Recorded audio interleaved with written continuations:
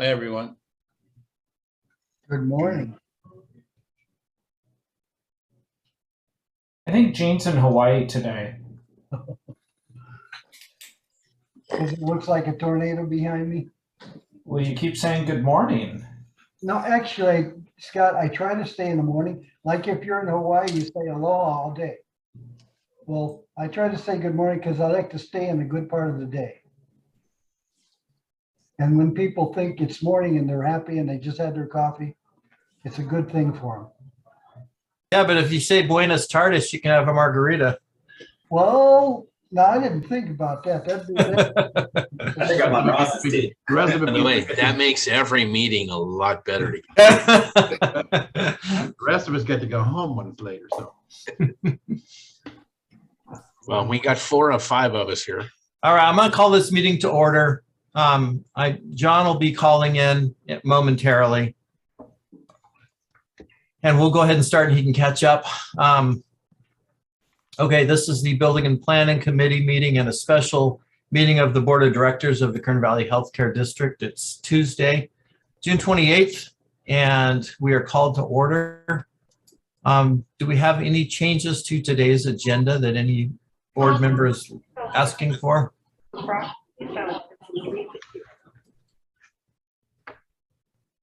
Okay, hearing none, then we will go with the agenda in front of us. This portion of the meeting is reserved for public comment for members of the public to make comments to this board on matters under our jurisdiction, but not on today's agenda. Do we have any member of the public wishing to be heard? Okay, seeing none, then we will move to item D, which is approval of minutes from the May 24th meeting. I'll motion we approve the minutes, Ross. Thank you, Fred. Do we have a second? I'll second. Thank you, Jean. Any discussion? Okay, Fred, your vote? Yes. Jean? Yes. Catherine? Yes. And I'm a yes. So our minutes are approved. And that takes us to Alliant Insurance renewal quotes. We have folks from Alliant on the Zoom call. And so, Dave, do you want to make any introductions? Sure. Mickey Fuji and Chris Tobin are with us. They spent a lot of time with us this year as we went through the numbers, did some extra work related to Marshall Swift analysis, and ended up with the numbers that we're going to be seeing today. And they're here to help explain why the numbers are the way they are. can we understand what the Marshall Swift analysis is? I'll let them explain Okay. that. Just start from that point. Okay. So thank you, everybody. Go ahead, Nikki. I'm Mickey, and I'm sorry I started the presentation. I took over your screen. So this is our presentation we have. Great. Okay, so I'm Chris Tobin. I'm the lead broker over the HARP program. Just by way of my background, I work in our public entity platform along with Mickey. I mostly spend my time in healthcare. So not only do I work with district hospitals, but I also work with community hospitals, not-for-profit hospitals. We presently don't work with any private, but so that's the scope of it. I handle the hospitals all the way from San Diego County all the way to the Oregon border. And majority of those are district hospitals, although we do have some community-based hospitals as well, some larger systems. I have been with the organization for 24 years, and primarily my focus has been in this space. So I'm one of the lead brokers on the HARP program, which you guys participate in. And I want to say we're probably close to about 130 hospitals in the program at this point. And our retention level runs at about 98%. The majority of the hospitals joined the program over 30 years ago when they were actually, when we actually created the program as a whole. And the reason why we did that was back 30 years ago, we were in a similar hard market cycle. And that's when pooling becomes very important to entities, and then group purchase, which is kind of mimics pooling, but there's no risk sharing involved. We just group together same kind of like, organizations, and we go into the market as a whole, bringing all of those organizations together. And then we go into the marketplace each year and get the best deal that we can get done. So hard markets are definitely tough. We're in a hard market right now. Property is still been in a hard market. I think we're going on 3 years now. And now cyber is one of the major hard markets right now as well. And we'll spend a little bit of time talking about that. But that's kind of by way of the program and the background of it. The HARP program, which you guys participate in, is actually a part of a larger program, our Alliant Property Program. That is the largest property placement in the world. It has over 9,000 entities participating in it across the state. Most of it is public entity. We do have a nonprofit platform as well, but so that's kind of the bulk of the program and why it does so well, even in, particularly hard market. Before I start, jumping into property market conditions, do you guys have any specific questions for me with respect to the HARP program at all? Or is that a good briefing of it? It's not connected to the liability part. There's no relationship, right? No, this There is property is no casualty. relation. Let her answer, Tim. Yeah. Mind. Yeah, but just so you guys know, we have a long-standing relationship with Beta, and I'm assuming that that's who you guys are with for liability and possibly for workers' compensation. Beta actually was instrumental in helping us create the program, since Beta had district hospitals in a lot of them, and that was something we wanted to target when we were putting together this program. We had actually reached out to both Tom and Corey back in the day and asked them to assist us in introductions to members. And it literally took 30 district hospitals that helped us launch the program over 30 years ago.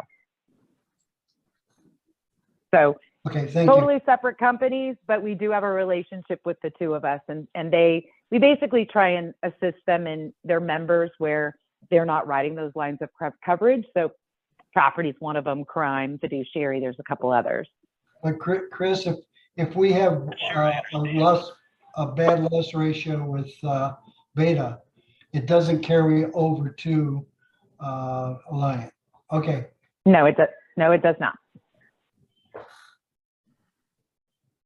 Okay, so these are just a couple bullet points on what's going on in the property. Like I had indicated, we've been in a hard market cycle. We're going on a 3rd-year renewal. What happens in the hard market cycles is it's what we call an underwriter's market. So now carriers are dictating to us what they want to do.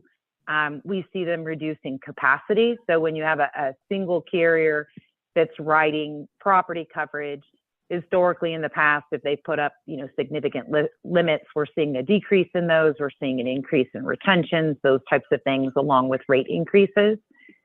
COVID-19, I know that there, is a lot of information out there about claims and that type of thing, but there was coverage under the HARP program for communicable disease at the time when that hit. And there are other carriers out there that was also providing communicable disease coverage. Most of them paid out their policy limits. So what we're seeing going forward is complete communicable disease exclusions impacting all lines of coverage, even ones that we don't think are applicable. I saw one the other day on an earthquake placement, and I was like, how is that even possible? But I think they're just running scared, and we're seeing more and more of these exclusions come forward. Insurance companies make money 2 ways. They can make it on their book of business. So, if they're charging a good rate for something and they're not taking on significant losses, they can be profitable on their book of business. Historically, they have not been. Their combined loss ratio or their combined ratios have been running in excess of 1, which means they're not making money on their book of business. The other means for them to make money is in investments. And historically, the last couple of years, they have not made money on their investments either. So kind of double hit the insurance industry on that portion of it. And then the other thing is with, the changes in the weather and the drought and all the things that are going on, across the United States, we're seeing an uptick in natural catastrophes. So not the major ones that you would always think of, like, a hurricane, even though we're having hurricanes, a hurricane or an earthquake. What we're seeing is more severity and frequency in claims such as wildfires for one, but also on convective storms in the middle of the country, those types of things. As you guys all know, they had that freezing down in Texas, which those are just underwriting things that people can't plan for, but it certainly hits the industry. So those are some of the patterns that have been going on with catastrophe losses. And then this is just kind of a quick snapshot of, some of the things that have occurred over the last couple years. You see in 2021, the global natural disasters that were insured, not ones that were not insured, reached at about 130 billion, which accounted for 71% of the losses in the US. And then we are on our second consecutive year, 2020, 2021, where the combined losses in total, 70% of them are being insured within the United States, where usually it's been a split between US and global. And that's been the two highest year total on record. Hurricane Ida, secondary perils, which I was talking about, like severe convective storms, wildfire is a huge issue, flooding, winter weather, drought. These are becoming, they're happening more and more often. So, in the past, when we've looked at flooding or something, you talk about things like within a 100-year flood zone, a 500-year flood zone. Those are occurring more and more frequently. And I think that's probably it. On the wildfire perspective, Mickey and I have been through some very, very tough renewals with some small district hospitals that have had not actually direct damage, but evacuation due to the wildfires. And they are now CAT modeling those. So historically, when you've done probable maximum loss studies on earthquake or flooding, wildfire now has a probable maximum loss, and underwriters are utilizing that. They're looking at fire scores of individual risks. And we're struggling to place, people that are in the 9s and 10s in the wildfire risk. And ultimately, at some point, we sometimes have to look at the FAIR plan, which is not the best insurance out there. And then this is kind of just to reiterate, these are the climate and weather losses that we've been seeing in the US. And, on the hurricane front, in the past 2 years, usually on average, it's about 12 hurricanes that occur, and not all of those, obviously hit ground, and not all of those hit the United States. But on average, the last couple of years, we've been seeing 12 or more that are actually impacting the United States and reaching landfall. So that's fairly significant as well. And then this is just, that last one was, stuff in the United States. This is stuff that's globally. So keep in mind that, although you guys are located in California and you've got insurers that are on your risk, these same insurers and their reinsurance that basically back the insurance on some of the insurance companies are writing stuff worldwide. So not only they are being impacted of what's going on in the United States, but they're also being impacted by other countries as well. I like this graphic. This one's a pretty good one. So you can see on the 10-year average where we've been on CAT losses that have been insured. And you can see in the last 2 years that has increased significantly in certain areas. Certainly, you see wildfire here in 2020. And then, you've got tropical cyclones that are occurring here in big amounts as well. So not only have we been faced with rate increases year over year, but this year, markets have taken a pretty big stance on what we call COPE data. So they're looking at your statement of values. They want to make sure that, you've got good construction information, occupancy, protection, exposure. We've got all of the items filled out in the statement of values. They are also running what we call Marshall Swift appraisals on their desktops. So they take your statement of values, they pull the Marshall Swift, cost per square footage on the basis of where you're located, construction, and what type of occupancy it is.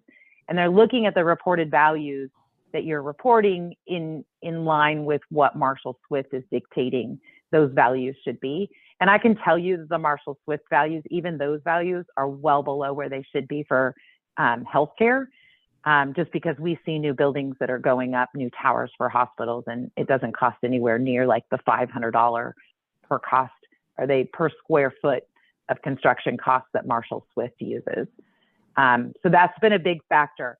Originally, when the trend factors came out, so we trend your schedule every year for inflation. Usually that inflationary factor runs at about 2 to 3%.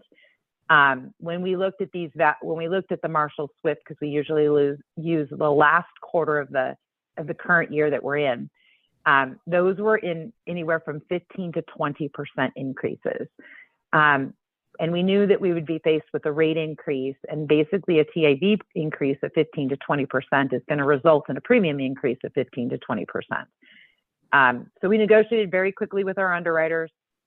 In November, we got them to agree to throw out Marshall Swift, which historically they have used and approved. And basically we gave them an average. We did 7.5 for real property and 5% for personal property, which was well below the 15-20 that we were being faced with. So it was kind of a win-win there. As you know, we got their sign off in November. Your renewals not until July. As we were moving forward in January, February, March renewals that we had outside the program, we were being dictated, higher percentage, anywhere from 10 to 20% on statement of values. So we're glad we negotiated that very quickly.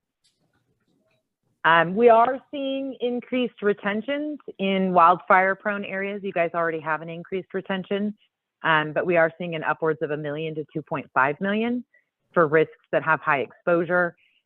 Silent cyber has become a big issue moving forward with carriers. And then the earthquake market, while it has been, had remained stable for years, we're seeing an uptick in that area as well as far as rates are concerned. And we hope at this point, certainly for Mickey and I's well-being and health, that the property market is going to basically reach its top and we can start delivering good news at the next renewal. But that's kind of where we stand. We're still got rate increases. Trending is still a big issue. And underwriting data is still top of the list. And I think we can skip this slide. So cyber. Right now, cyber is the hardest market out there. I have roughly 200 hospitals that renew in July 1, and I have about 20% of them that I do not have their cyber placements done. And I can assure you it's not a lack of me trying or working till midnight. It really is struggling to find the right players. There's right now, I mean, it used to be the wild, wild west a couple of years ago, and underwriters would provide a quote with no underwriting data. That's not happening. We are not only getting hit with having clients complete applications, but usually there's about 5 different supplementals that have to be completed. And it's usually very specific in certain areas, having to do with ransomware, PCI compliance, those types of things.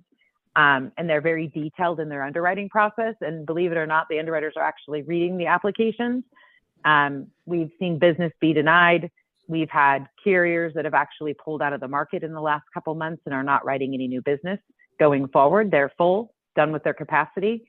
And the interesting thing here is the top 10 cyber insurance carriers control 7 to 75% of the market, which, hurts the process, because rather than, having a good 30 carriers out there competing for people's business and wanting to write business, we've got, basically 10 markets that are open for business and are willing to write coverage. But what that does is gives them the upper hand because they know that.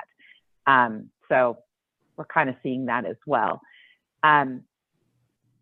Mickey has listed here 4 top items with regards to minimum security controls.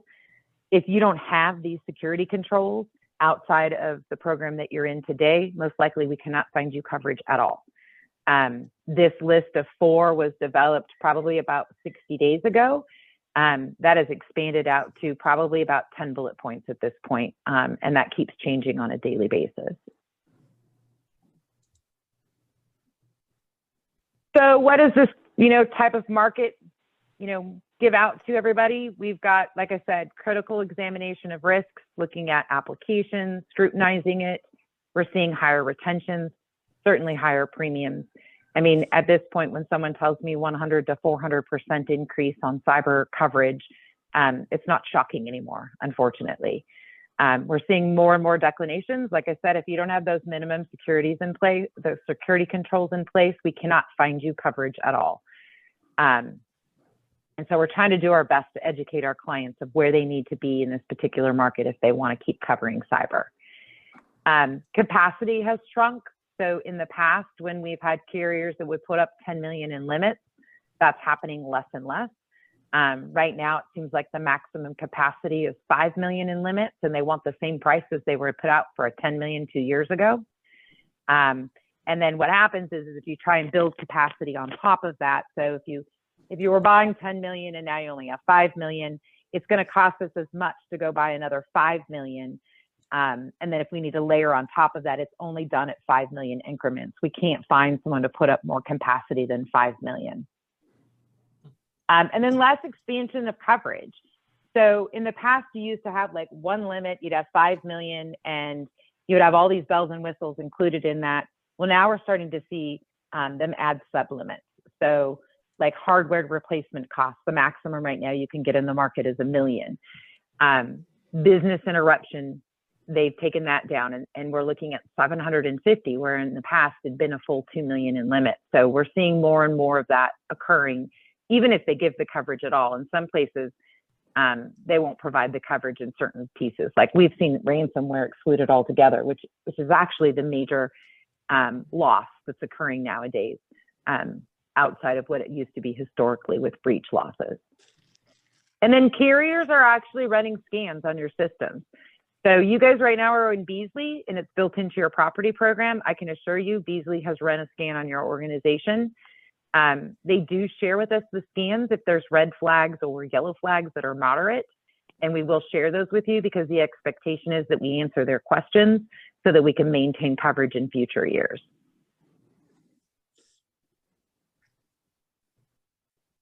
I don't see any change in the cyber market in the next couple of years. We've actually projected ransomware losses to keep creeping up and be higher and higher. If that continues, then we'll have less players in the cyber market, reduced capacity, and there'll be an increase for retentions and also for premiums. So while I'd like to say that this will all come to an end on cyber, it's not going to be the case. I think we're going to see this going on for a couple of years.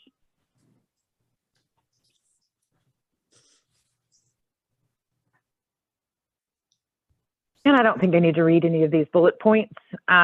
Before we move into Dave, you're on hold, or you're on mute.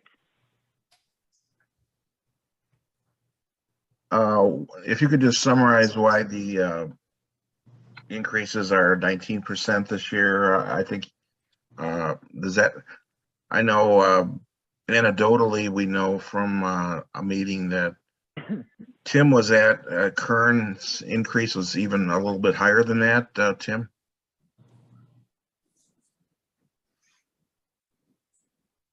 Tim, you're muted. Can you? Yeah, that was for current health systems. And again, they saw probably 20 to 23%, I believe it was. They're through Alliance Health. So yes, I will address both of those. Nikki, can you go to the executive summary, please? While she's working on that, this kind of breaks it all out.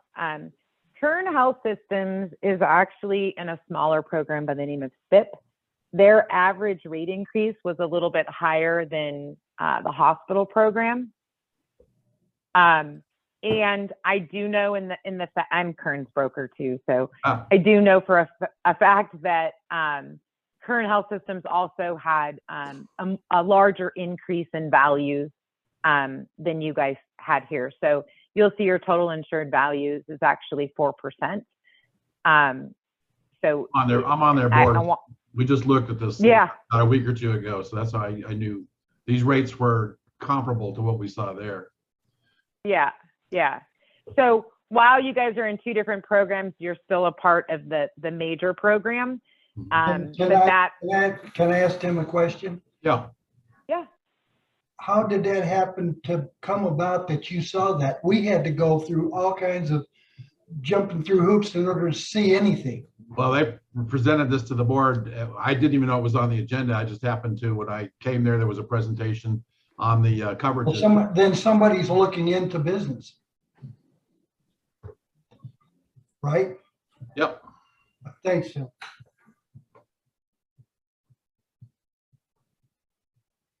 Okay. So as I said, Kearns, at the end of the day, they had a much higher increase in their values year over year. You guys are landing at about 4%. Then you'll see the property annual cost. So it went from 141 to 168, and that's roughly about just under a 19% increase. That's straight property. So it's a combination of your rate went up 15%, and then your variance in values went up 4%. And then also built into here is you also have cyber liability with a 2 million limit. And you'll see that that's increased substantially 100% this year on a premium basis. And then you also have a 2 million limit for pollution coverage. And that's also built in here, and it's roughly about 11% increase year over year. So that equates to the full 19.62% increase. So if you break this down straight through the line here, part of it is the values are up, the property cost is up, the cyber cost is up, and the pollution cost is up. And a combination of all of those gets you to about the 20% increase year over year in total premium. Chris, can I now you've been our broker for basically probably 20 years. Since the 20 renewal was 32,000. Now, are we having, what caused that to be that much in a 3-year period? I don't have that figure in front of me. I know that you guys had a loss and were considered to be what we call a loss leader in previous years. But I cannot imagine that in 2020 you were only paying $30,000. Well, that's what I said. And it shows 2018 was at 32,000. Oh, was it 18? Okay, 18, 19. So 4 years ago then. But still, though, that's a big hit, Director Parks, I have to admit. We probably took that hit after the Erskine fire here. No, Yeah, that's, and That was right in that same time. in 2015, you guys had a wildfire loss. That's the one, Erskine, yeah. 16. Yeah. You're Are you right. It still was counting that 16. loss? That's been how No, many? it's not. It's not being counted now. No. It was counted probably starting in 2016, and so you probably took a higher rate increase than average. And then on top of that, at the same time, you've actually got a hard market cycle on top of it. So not only did you have a loss sitting on the books that was adding to the rate increases, but then we also entered into a hard market cycle. At the same time, your values each year would have gone up as well. Chris, can I ask you one more question? Yeah. The renewals, I had been after them to get some competitive bids, and they couldn't appear to get anything until they had your rate, which I'm not sure why they needed your rate in order to do it. But normally it's 90 days. You should give them a renewal within 90 days. If there's going to be an increase, it was a substantial increase. So we started educating our clients in November of last year, what we were anticipating for the renewal. And I know that Mickey's probably sent numerous emails on that topic because we've been pretty proactive in letting people know. We are not seeing renewals done 90 days in advance in this market. It's just not happening. If you were to approach a Travelers, an Excel, an FM Global, somebody, you know, who will write a hospital that's not in this program. They're not providing us quotes until they're 30 days out from the renewal. So we won't even get quotes in from carriers until we reach the June 1st date. And then our struggle is everybody's flooding the market. So, you know, we educate our clients and let them know that rate increases are coming, and they don't like to hear that news, and I get that. Then what they do is they call their broker friend, or they call a local broker, or they call whoever, and ask for competitive bids against us. And, you know, but then what's happening is everybody's doing that, and they're inundating the market. So carriers now, when they had a workload of, like, let's say 20 new submissions that came in for July 1, it's now like 200. So they're going to pick and choose who they're going to work on, and they're always behind the date. So at this point, we're lucky to get renewals 30 days out from renewal. And as I'd indicated, I'm working on 7-1 cyber placements right now, and I don't even have them done. And that's in like 3 days. And it's not a function of me not working hard. It's just a function of the market. So hard markets are a lot different than a soft market cycle, for sure.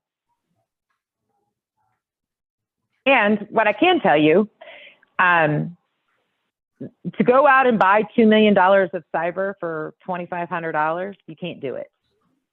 If we were to take you into the market, and let's just say we got Travelers to quote your property, which they won't because they think you're a high fire risk. But let's say we got Travelers to do that and it was competitive. For me to go replace the cyber and the pollution liability, pollution I could probably do for about $5,000 versus the $586 you're paying. But I would say a minimum, if you guys have great controls in place for cyber, you're probably, to replace that $2 million in limit, probably looking at $40,000 to $50,000. And that's just to replace those 2 lines of coverage. What would, Chris, I'm curious why we don't have earthquake. Earthquake is very expensive in the state of California. We can always give you an indication, and we do that from time to time, so that people can run it by their board. But you would never buy full limits. So for you to go out and buy $57 million, you know, to cover your full values, it probably, depending on where you are to the fault, it probably would run you at about, I would say, in excess of $1 million for the $57 million in coverage. If you were to buy maybe a $5 million limit, we could be looking at $200,000. And then to remember, it's not a straight deductible. So the deductibles are high as well. The minimum deductible in the state of California is 5%. So, and it's 5% per unit. So if you had, let's say, a $20 million structure, and we had some structural damage, it doesn't even have to be, you know, complete total of the building. It's going to be 5% of the replacement cost of the building, not the damage. So the deductibles run high, the premiums run high. We are more than happy to run an earthquake PML study for you guys, and you can take a look at what exposure you have to that risk. And then with that PML, we can do a quick projection of what those premiums would cost. It's usually anywhere from 2 to 3 times the annual average loss, and that's how carriers quote it. So we can do all of that for you, and it's free if that's something of interest. Chris, so those rates depend upon where you're located, the type of structure that you have, things like that, that would enter into that factor? Okay. What percentage of the people you deal with have earthquake coverage in California? So I do over 120 hospitals in the state of California. I have one major quake fire, which is located up in Walnut Creek. I have another system down in San Diego, and they only buy it on a bonded building. And then I have one other that only buys a small limit of insurance, and they are located out in Brawley, California, and they pay dearly for it. What do we do if we have an earthquake? Does FEMA give us the money or something? Yeah, you'll have to go to FEMA for that.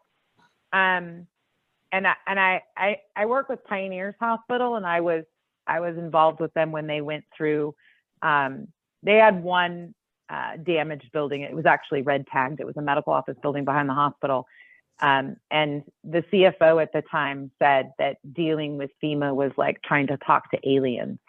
So at the end of the day, I don't know if he got money out of them, but he said it was a very difficult process, to say the least.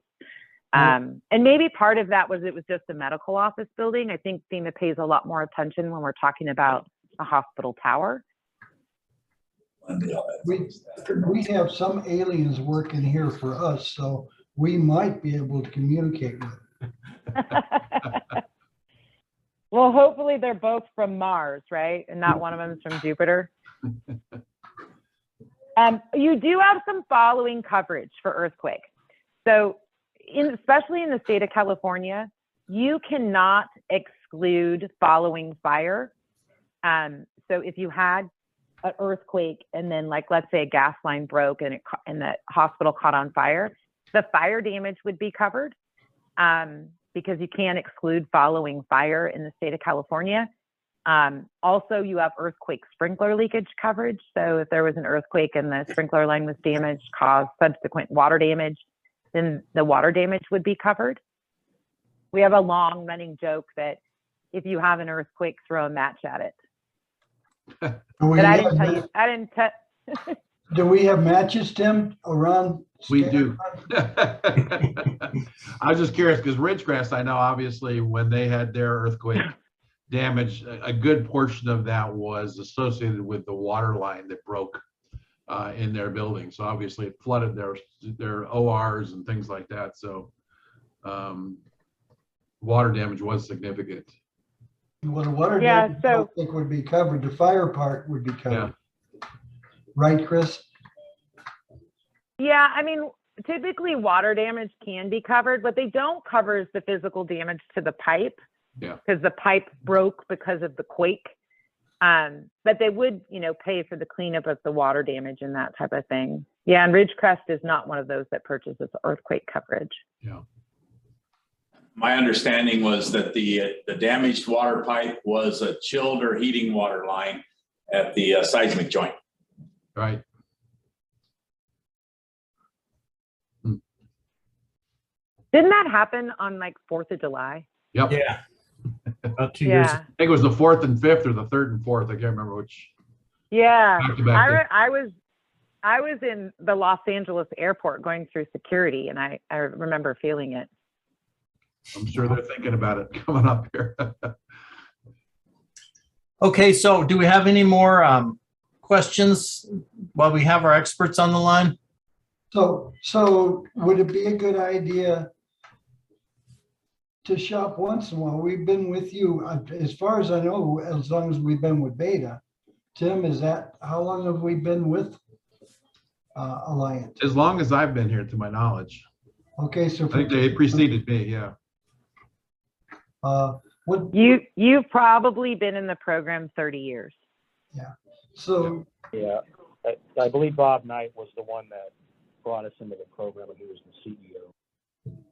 That's back in the 1990s. So, Gene, I'm comfortable with next year's shopping. I did that the 13 years I was at San Gorgonio. We had Alliant for the first 8 years. We left Alliant for 1 year, and then we came back to Alliant after we realized that it was hard to find competition on the cyber area. okay, But I can certainly do that. Okay, Chris or Dave, if you would stay on top of it early next year. These guys seem to be really good, but the price seems from 32,000 4 years ago to what it is now. It seems higher than it should be. Well, and it's a good point, Gene. I think too, Chris, you were saying that, again, this is the end of a 3-year cycle. Your expectation, if I heard you correctly, is that hopefully you're expecting good news for next year. Can you elaborate on that a little bit? Yeah, I mean, it all depends on what losses we see this year, right? I mean, if we have something that's as devastating as like a wildfire that occurred in Paradise, then, all bets are off the table. But as long as we have a pretty stable year, I think that the market has hit its top and will probably rectify itself. What that means is maybe the first cycle we're seeing what we call a flat rate, and then we proceed with rate decreases in previous years, which you guys have had, in the length of the program that you've been in. We've seen swings in rates. So I do hope that it flattens out. I'm tired of delivering bad news, to be honest. At this point, I think being a park ranger would be an awesome job. Unless there's a fire. Yeah, unless there's a fire. So yeah, I do think, but I mean, if all bets are off, like I said, if we have a horrible hurricane season and, it demolishes the East Coast, then it's going to impact the market. But I think hopefully we're stabling out on some of this stuff. And I do know that we're going to have an uptick in the financial market, and hopefully they'll start making some money on their investments as well. So it's not being double hit on both sides. But I really do feel like we're hitting the top of the market, and we'll start seeing some decreases in the near future. But cyber liability is not going to be one of them. Mickey has a quick marketing report. We actually approached a couple carriers on your guys' behalf, because we knew you weren't real excited about, what we provided as far as renewal terms. So you'll see that we approached, these are the main carriers for hospitals. Not all people can write hospitals or care to do so. So you'll see a common theme here. Most of them are declining on the basis that you're in a wildfire exposure area. And really the biggest thing that people are concerned with is not the hospital burning down to the ground, because we know that firefighters are going to do their best to stop that. It's the evacuation of patients. That can be several $1 million, depending on where someone needs to be evacuated. So that's the biggest piece here. So you'll see that Everest was the one carrier that was willing to give us a rough indication, and their pricing just for the property alone, not including the cyber and the pollution, was $300,000. And I'd be happy to do this again next year. We could approach the market a little earlier and give you more competition, or give you quotes, hopefully next year. Based on the wildfire, we'll hope that kind of stabilizes a little better, and that carriers are more willing to write because they got a little handle on the exposure. Obviously, that fire was a number of years ago. Now, how long does that normally stay on the books before that kind of drops off? Or does that just stay on forever? Your loss that you guys had in 2016 is not following you around anymore. It is on your loss run, and carriers see it, but they usually only use 5 years of loss history. Okay. But what's changed is that they're now running, which they previously haven't, they're running your wildfire score. So it can be anywhere from 1 to 10. And that's what carriers are looking at. And most of them don't have any kind of appetite in writing a smaller hospital in a rural area that, has a wildfire exposure. Chris, on the Marshall and Swift, 2/3 of the hospital was built in 92. The rest of it was built in 69. What year are you using for construction? Or they don't actually look at the year built. What they do is they look at the type of construction material. So is it fire resistive? Is it steel frame? What is the major components of the hospital? And then from there, then they use the occupancy. So is it a hospital? Is it a medical office? Is it, a residential house that you guys are using for housing for physicians? We look at each one of those components. And then the other piece of it is demographics. So there are what we call a multiplication factor that is applied to certain areas. Like the stuff up in the Bay Area has got a higher factor than the stuff in Southern California. And so that's where it's determined, the Marshall Swift evaluation is. If you look at a hospital in Southern California, it runs at about, I want to say anywhere from like $480 to maybe $550 per square foot to rebuild. And that's the values that these carriers are looking at. It costs over $1,000 per square foot to build a new tower on a hospital. And I know this because I'm involved in multiple construction projects that are going on for many of my hospitals, and that's the going rate. And that doesn't even include the equipment that's being installed into the facilities. So even at the 500 mark for Marshall Swift, it's half of what the actual cost is. And I think Mickey ran Marshall Swift. She did a desktop for you guys. And it actually turned out that most of your buildings were undervalued, I believe. Did I get that right, Mickey? Yes, that's correct. Well, one last question, Chris. Would it be cheaper for us to buy some rain and make California a little greener? Actually, probably what we need is snow. Oh, Just have some water. We need a good snowpack, right? And maybe you guys could make your lake bigger. Bring it up to the doorstep. Just so Director, you know, I had asked, or go ahead, Dave and I Tim. talked about this earlier. I've asked him to make this the earlier part of our budgeting process. So Mickey, yeah, I think it makes sense for you to go ahead and run these as early as we can. And obviously, the issue where we're getting into is like you were saying before that, you know, a lot of these you're not getting bids out of people until like 30 days before the due date, which makes it obviously harder. But I think we need to start. We need to make an effort to start this earlier in the year about going out and seeking rates, comparable rates, just so we have something to compare against. Ross? So why do you guys have a meeting that you guys do in like maybe November, December? Mm-hmm. So why don't we get on your calendar for that? And in November, December, we can give you an update as to where we think the market will be and what expectations are for the renewal. We'll still be, when we do that, we're very conservative because we would rather overstate what we think it's going to be since we're more than 6 months out. But we can start projections there and have discussions. And then we can tell you what our plan would be for marketing. And if you guys decide that you want to utilize another broker in the process, we're fine with that. We're pretty confident in our program, the coverage and the throw-ins of cyber and pollution that no one's going to be able to compete with us. But we are a broker while we have these programs and we utilize them for our clients. Not all of my hospitals are in this program. You know, some of them are, I've got them with Lexington, some of them got them with Excel. And we just kind of piecemeal that out. So we're capable of marketing your coverage, but if you feel more confident in using a local broker, we're okay with that. Ross, Yeah, Gene. we need to approve this today, I think. I make a motion, we accept the proposal or the renewal as presented. Thank you, Gene. Do we have a second? Yeah, I'll second because we don't have much choice. We're down to the deadline. Yeah, we are, Fred. Okay, thank you. So we have a motion and a second. Are there any other questions for Chris or Mickey? You got Chris? Ross, Oh, go ahead. I'm sorry.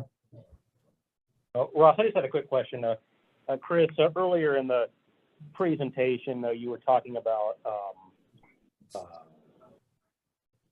how new buildings are valued and how they're insured. So when we go through the new construction process, which I'm sure you're kind of aware of, having to get our hospital in compliance with the earthquake seismic safety requirements. Will there, if we stay with you, will there be obviously changes in rates down the road with a new building per se? Or, Yeah.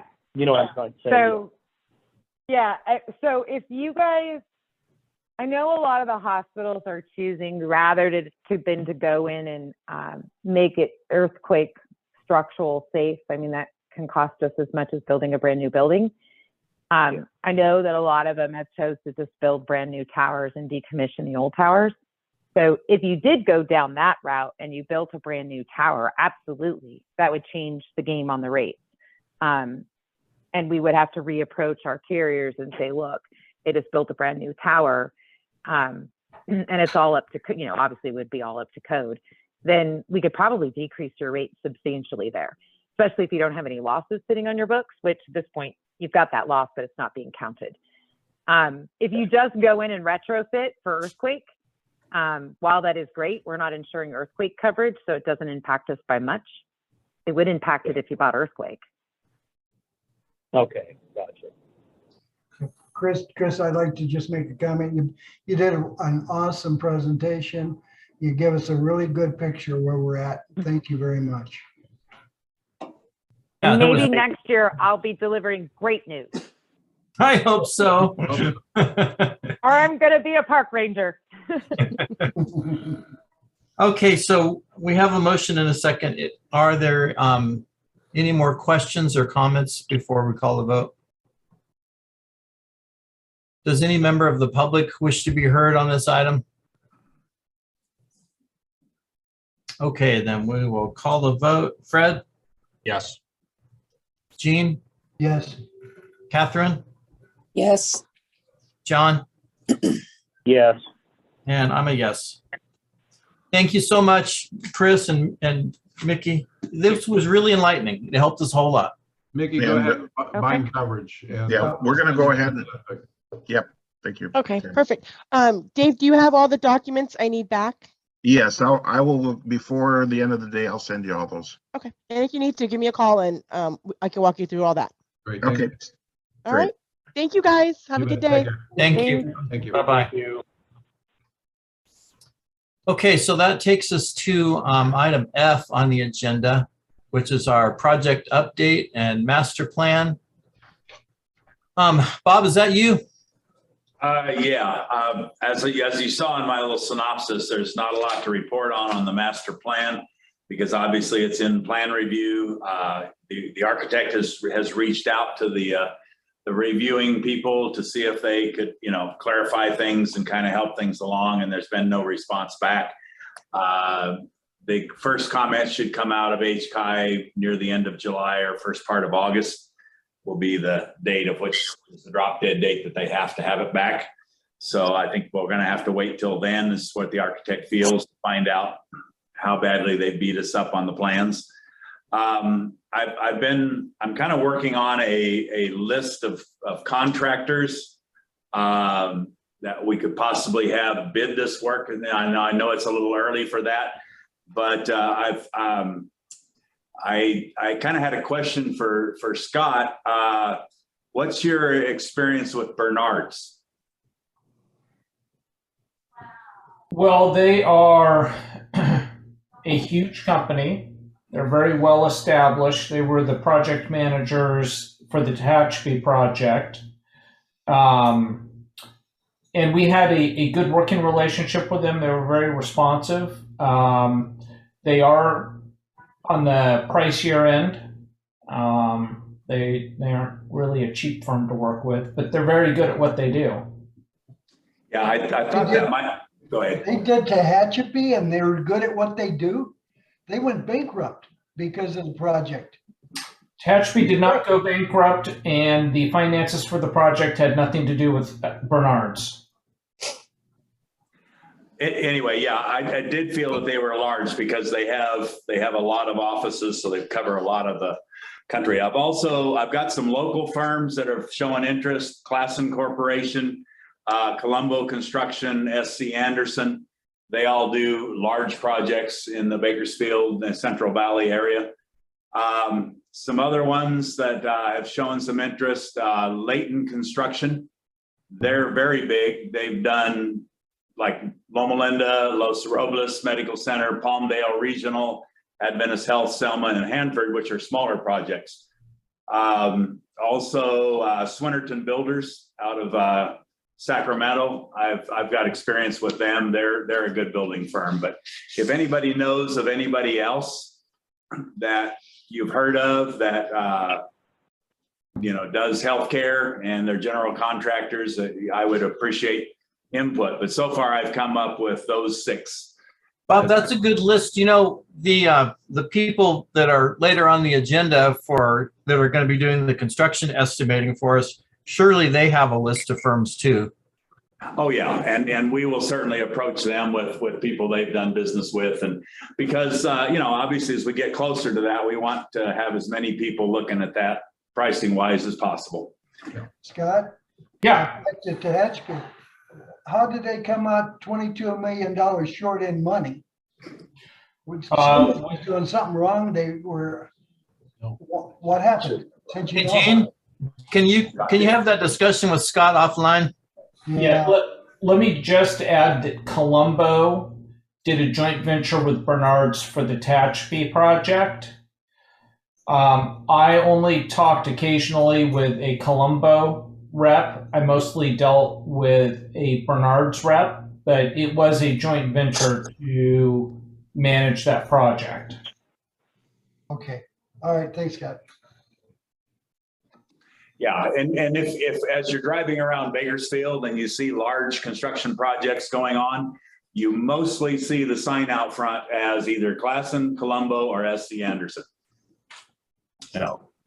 And actually, I've been approached twice by Classen. They are very interested in doing the project. They have done projects for Adventist Health, and they've also done projects for Antelope Valley Hospital in Lancaster. Well, good. I hope they bid. That'd be great. Okay, so that's all I have on the master project. Thank you. Questions, comments? No, sir. Okay. You want to just talk about each of these, Bob? Sure. On the SPC 4D, it is still, HCI has not kicked out. There's been multiple conversations back and forth between our structural engineer and HCI working out the details of how many samples of this and how many samples of that. I expect something to come out of HCI very shortly so that we can proceed on getting the pricing and moving forward with getting those samples. Okay. On the new administration building, the architect told me last week that they're in process of completing all of the corrections requested by the county. I should have gotten an actual list of the corrections, but I forgot to ask him for that. He says it's substantial, but it's nothing earth shattering. So those corrections should all be back to the county. He tells me probably by middle of this week or towards the end of this week. So that'll go back for the second plan review at the county, hopefully by end of week. So we're looking maybe as soon as mid-July with a permit? It could be if they accept all of the corrections and there's not a third go around. Yes. Okay. On the emergency generator, we'll talk about that a little bit later because we have an RFP. I want to proceed with putting that out to bid. And as you remember, we went ahead and purchased the generator and transfer switches because they have a year's lead time. But in discussing this with the engineers, there's a substantial amount of the work that can happen before the generator arrives. And so they suggested that we start as soon as 6 months before the generator is to arrive with a lot of the work. So that's why I want to go ahead and put an RFP out and get bids to do that work. If you approve that process to move ahead, you have a copy of the RFP that I took the one from Scott and just changed the titles and whatnot. And so I would like to put that one out to bid. But we'll get to that a little bit later. So basically, it makes sense to proceed with getting a lot of the preliminary work. There's lines that have to be relocated, water lines, fire sprinkler lines, propane lines. Foundation has to be poured for the enclosure for the transfer switches. Just so there's a lot of work that could happen long before the generator shows up. Good, great. All right, item number 5, the emergency generator number 1 failure. All of the work for that is complete, and we are in process of closing that emergency authority to proceed with HCI. The tie downs are in, it's all anchored, the wiring is done. Everything on the drawings is complete.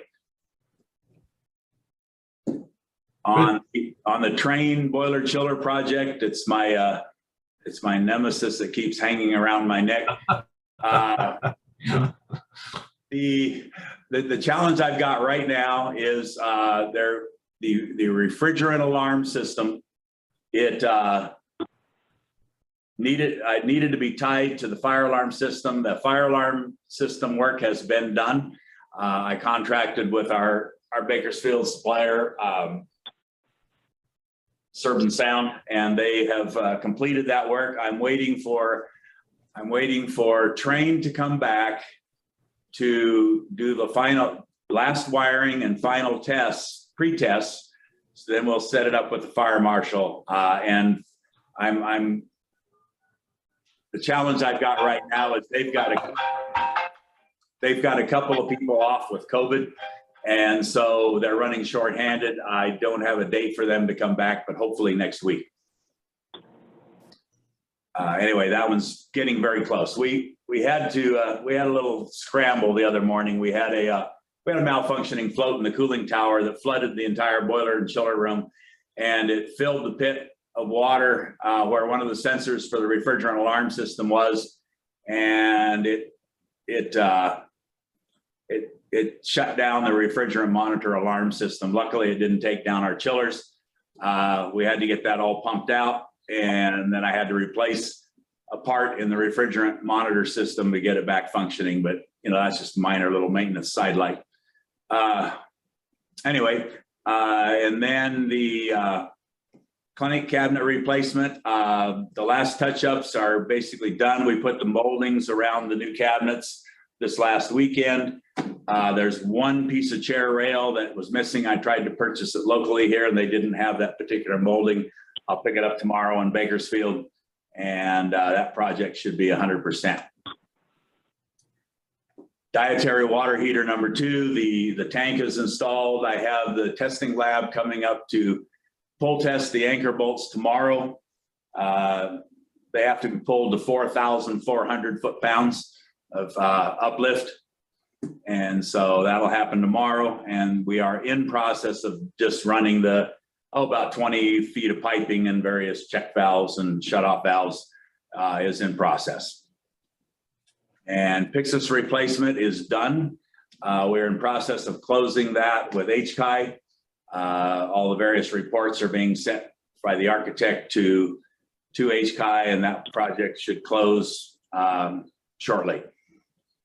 And pharmacy HVAC, that project is 98% done, I'll say. The mechanical engineer, when he was out here reviewing the job, said that he wanted a different sensor controlling the booster fan. That was ordered. It has come in. I'm picking it up tomorrow in Bakersfield. We'll install that sensor and control. And I'm not ready. I can't close the project with HCI because they haven't even approved the plans yet. So, basically they've approved the drawings, but they can't issue a building permit because of the one requirement of Kern County signing off, the planning department signing off. And I've been going back and forth with Kern County. I'm working with a gentleman named Paul Sorensen, and they didn't have a very good understanding of what was expected of them. So I clarified that on June 20. I think he fully understands now because his response to me here in this email was, "Thank you for the information. I will consult with my supervisor and respond to you shortly." And that was on Monday, June 20. So soon as they respond, we can get that to HCI. Then HCI will approve the drawings, we can issue the building permit, and then we'll turn right around and close it because the project is done. We also did testing, air testing in the pharmacy yesterday. We should have the results back in 4 days to a week. And as I understand it, if that passes, then we have already been blessed by CDPH. Tim, you can elaborate more on that than me, but we can go back to full compounding in our pharmacy. Right. Okay, Bob, any questions or comments for Bob? Okay. Bob, thank you. Sounds like great progress. Yep. Okay, item G, the invoice review approval. So item 1, Greenbow, invoice 717 seismic retrofit. So we basically had 2 batches of invoices. The first batch did not make it to us quite quick enough for last month's meeting. So that's why you will also see a second invoice from Greenbow on the seismic retrofit, which is item 7. That's because that's the next bill from them, which we got literally the day before it had to go into the packet for today's meeting. So basically, you're seeing there 2 seismic retrofit from Greenbow, which gets us to monies owed of $206,917. So there's still plenty of money in there to get us through the plan review process and all of that. And then there was a really minor invoice on the dietary Ansel system.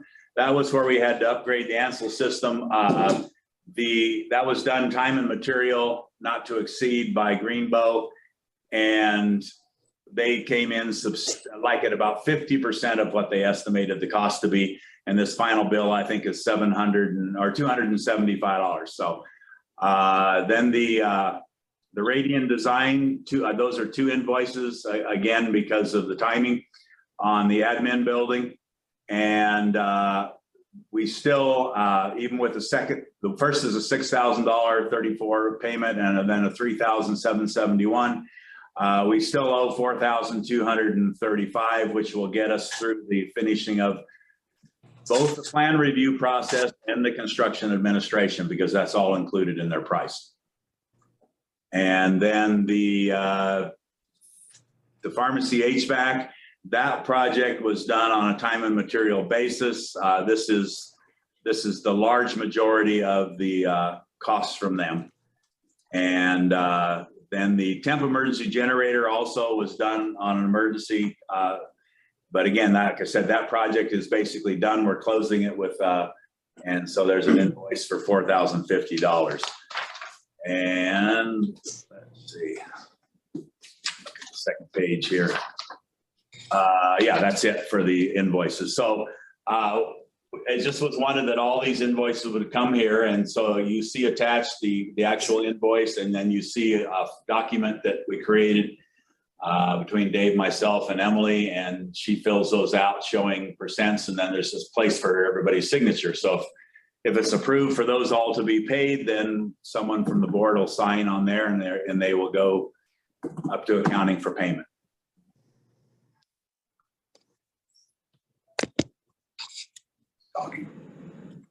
Gene, you're on mute.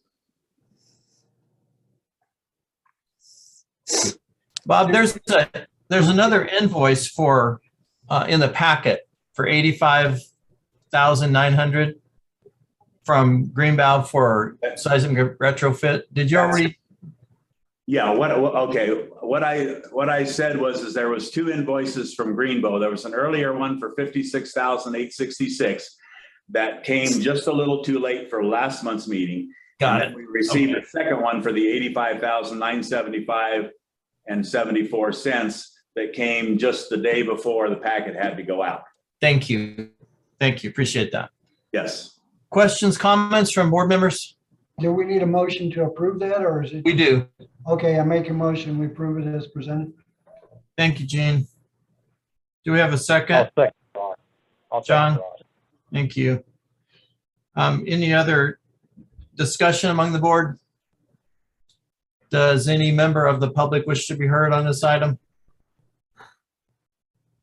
Okay, John, your vote? Yes. Catherine? Yes. Fred? Yes. Gene? Yes. And I'm a yes. So thank you, Bob.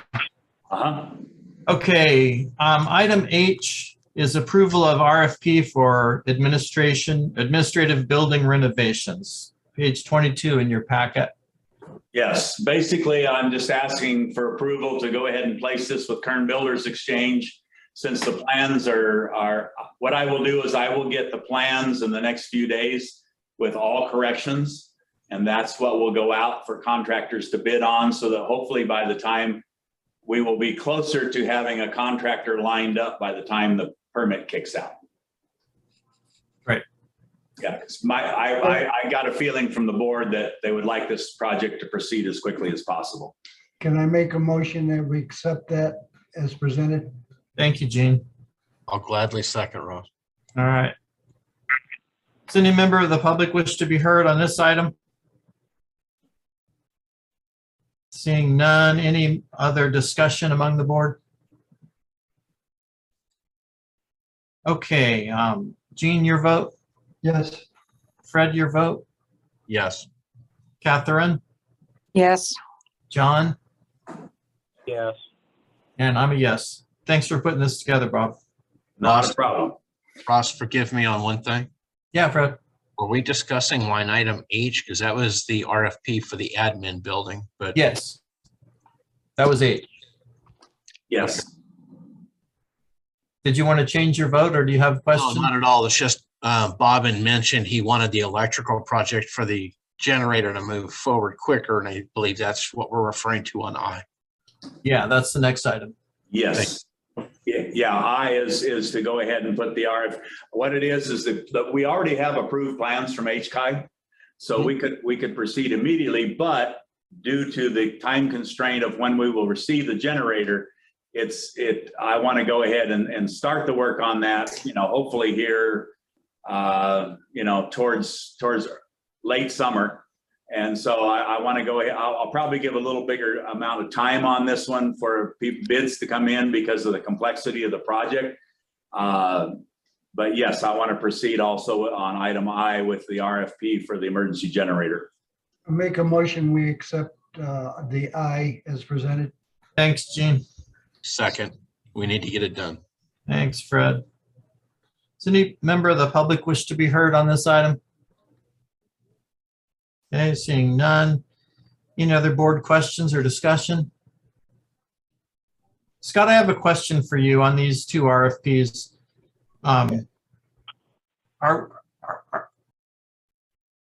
Whoever the successful bidders end up being, whoever we select to do this work, are they going to be excluded from doing any other work for us down the road? No. No. Are you talking about work related to this specific project or just any work in general? On the bigger remodel, the bigger reconstruction that we're going to be doing? No. Okay. Ross, I think you're remembering something I'm remembering that Scott had told us that if a company was going to do the cost proposal for the master project, they wouldn't be able to bid on the work. That must have been it. Yes, thank you. Okay. All right, then we'll vote on item I, which is the emergency generator RFP. Gene, your vote? Yes. Fred? Yes. Catherine? Yes. John? Yes. And I'm a yes. Okay, these are good. Yeah. Big steps forward. Tim, you had mentioned me talking a little bit about the Tesla thing. Do you want to do that now? We want to do it after Jay? Let's do it after Jay. Okay. Okay, so we have item J, which is selection of integrated cost management services for the district for a 9-phase seismic retrofit project, doing the cost estimates. It's the facility enhancement project. I'm sorry? Facility enhancement project. It Yes. doesn't say that on the agenda. I'm sorry. I know, that's why they put it in their quote. So. Okay. And it looks like we got 2 bids. Who's going to be presenting on this? Bob. Yeah, so I had gotten, as I mentioned before, names of 4 companies that were good at this, and I approached all 4 of them while it was out to bid. They all 4 showed interest, but one of them did email me back about 2 weeks later and said that they were going to bow out. And then the other company never produced a bid by bid due date. So we only ended up with the 2 bids. And Cumming is the one who did the estimating for us back when we were going to do that much bigger project many years ago. Oh. And they seemed very interested. And then this company, Leland Saylor, I got their name from our architect. They've been the cost management people for some projects he's been on, and he recommended them, and they came through with a price. So, you know, obviously, if you've looked at it, Cummings is a little higher. They're at, I believe it's 80,000, and Leland Sailor was at 66,000? Yeah. Right. And they both are bidding the same scope of work.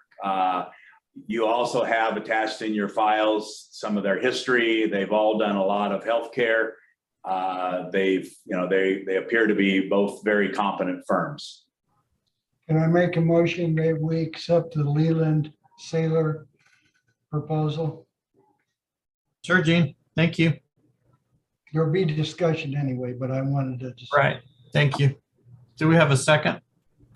I'll second. Thank you, Fred. Does any member of the public wish to be heard on this item? Okay, seeing none, then board member discussion, questions? To be honest, I'm just like the fact that our architect is one recommending the team. Well, Their credentials certainly are, both companies, the credentials are top notch. So I don't. I have 5 live quotes I need done. Okay. Got time? Okay, because I don't. So it's for Maggie Lyons. Is that you, Gene? Can you mute? Somebody else in the room or? Yeah, he's in his office. Okay. Anyway, both companies look top notch. I wish we could just hire Alliant to do the bidding. They said $1,000 a square foot and make it real simple, but. Yeah. Okay. So I'll call for a vote then. Fred? yes. John? Yes. Catherine? Yes. Gene? Yes, And I'm a yes. So we'll enter into a contract with Leland Sailor. Okay, quick question, Scott. Do we need to do a modified contract with them, of our contract, or what would you recommend? We will send them our contract to start off with, and you and I can talk about that this afternoon or tomorrow if you'd like. And then we will get comments back from them on any issues they have, and we'll go from there. All right, sounds good. Okay, and I don't know if we can have a discussion on the Tesla item. I'm not sure what that is unless it's in reference to one of our prior projects, the train project maybe. It's not it's not an action item. I think it's just more of just an update to the board, Okay. how that's going. What it is it is a previous project that you that was approved by you, that is complete and done. Can you get me to? I am not familiar with the process here. I want to put a screenshot up on the. Yes, there it is. Okay, so what you're looking at is a graph of. You gotta share. Oh, I'm sorry. We got to share the screen. I don't think that system's set up. Is it changed? Okay. If you hit share twice, it'll work. There we go. There we go. Okay. Everybody see that? Yes. Okay. So what this is a screenshot of 7 days of electricity usage. So starting on the sort of the left side, you see the large pink. That is our usage from Edison starting at midnight. At midnight, it utilizes more electricity than we are actually using for the hospital because it is charging the batteries. The blue that is sticking down is the battery charging. And so from midnight on, the batteries charge until about 10:30 in the morning, at which point then we basically use power from Edison until 2:58 p.m. At 2:58 p.m. is when the blue goes from below the line to above the line. The pink shortens down to 50 kW of use, and all the rest of the usage of the hospital is running on the battery, which is the blue. And that runs from 3 o'clock in the afternoon until midnight. And then at midnight, again, it recharges the battery. So it's charging the batteries on off-peak hours when the cost is the lowest. And then at 2:58 every afternoon, you can watch it right on my screen. It clicks over and the Edison use drops from 400 or 250 or 80 kW right down to 50, and 100. All the rest of the usage comes out of the batteries. So it is peak shaving every day, all of the high cost times. Wow. That's awesome. And that one in the middle there where you see a whole bunch of squiggly lines, that was the lightning storms the other day when we lost power. The nice part was the hospital stayed fully operational throughout that. Yeah, for 3.5 hours, we ran on battery, 100% with no Edison power, and we only used 30% of the battery pack. Wow. Wow, that's pretty amazing. So I just thought this was beneficial just to kind of show you the system's doing what we hoped it would, you know, and reducing some of our costs associated with the energy by shifting it to off hours for some of that work. So at least peak demand. Have you done any calculations on what we're paying versus what it would have cost us if we didn't have the batteries? No, I haven't had time. In fact, I only got access to this site operational late last week. Okay. That's amazing. That's really interesting stuff. Yeah, it is. I was surprised because you can't tell. I mean, it's just silent. It just happens. All the independent issues. It's pretty awesome. Because they'll say that It's really easy, yeah. it should kick out. So what we just put right Any here, questions for Bob on that? we'll put 150. No, sir. Okay, well, that's all. I just wanted to share that with you. The system is working. Fascinating. Thank you for sharing that with us. Do you have any extra ones of those batteries, Bob? I could probably get an extension cord to your house. They're already in your Mustang, Gene. He's got a pull-up spot out there. Yeah. And honestly, with this insured, if we don't make it like an. Okay, so that leaves us It happens. to our board meeting, which will be, I don't even sell it. I guess it won't be July 4th, so I guess we're going to be looking at July 11th Now I don't trust it. for our board meeting. If that's the case, yes. So here's the only thing I'll put there. So you ready? So unless there are no other comments, we stand adjourned. We'll see you July 11th. Have a good day, guys. All right, thank you for everybody. Thanks all. Thank you. So, I have a high risk market too, and farmers actually like.